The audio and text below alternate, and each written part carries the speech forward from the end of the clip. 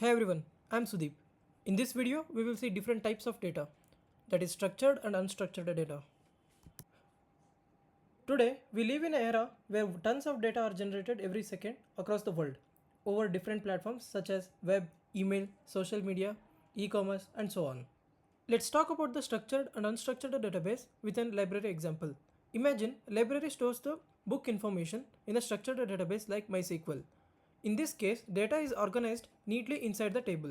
The table name is called books. It has a like month, title, author, and genre as a information, and each row will hold the particular book information. And this structure is perfect when you know the type of the data and its format ahead of time, like cataloging all the books in the library.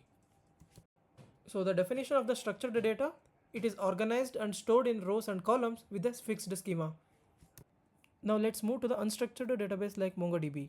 Here, data will be stored in the flexible documents instead of rows and columns. Now let's take two examples, like one book having title, author, reviews, and the second book has title, author, borrowed, notes, and the ratings.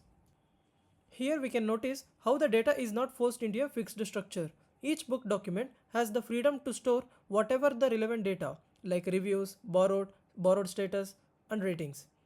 So, structured database are great for consistent, predictable data like book inventories. On the other hand, unstructured database are perfect for diverse evaluating data like user reviews, borrowing history, and custom fields. In this video, we learned what is structured and unstructured data.